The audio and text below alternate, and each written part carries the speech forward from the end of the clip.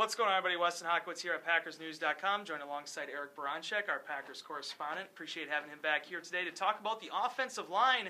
In the position I think that is probably going to be the biggest one that's going to be talked about this offseason, Eric, is at center. The Packers are in an interesting spot because Aaron Rodgers said he'd like to have Dietrich-Smith back. He'd like to be able to get on a run with one guy. If they don't bring him back, Rodgers will be moving on to his fourth different starting center in 4 years. If you look at the Detroit game where he got knocked out and they had to move a different guy in there, I think it showed his preparedness, and I think that was the most surprising part from anyone who's been in the locker room, that he was prepared.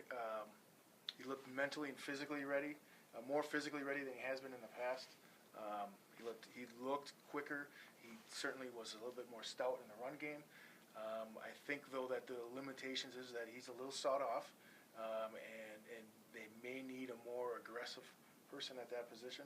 You know, you go back to Scott Wells, who was certainly not a ginormous person, but what he brought was some quickness and then be able to cut blocks off and be able to get to the linebackers.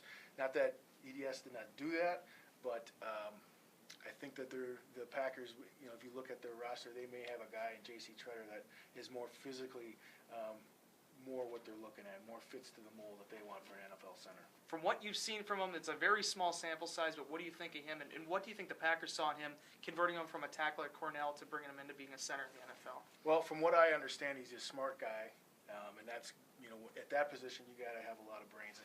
A lot of people don't realize this, but I think other than quarterback, the next hardest position to make a difference in is offensive line, especially as a rookie coming in. You know, it really takes some time because there are so many different calls that are made. Reading defenses and picking up blitzes and being able to make calls on the line of scrimmage, those are things that are really difficult, especially for young players. So not being able to see him as a freshman or as a rookie, you're right, really was a tough. Same deal. Yeah, right. Really was a you know, it was kind of a disappointment. But I think he's just a more physically a bigger man. It kind of fills that spot a little bit better. One guy that did step in right away was his fellow fourth-round pick, David Bakhtiari. He ended up playing left tackle all season. And I thought through the season, where he really developed was his ability to use his hands and get him up higher. At the beginning part of the season, then it's a challenge for a lot of young tackles, is to use their hands and understand that you can use your hands a little bit different in the NFL than you can at the college level. And I thought with him, not only has he had great foot speed, but he has a great center of balance. He's able to sink his hips, and his hands are really nice. I think he looks really good at left tackle.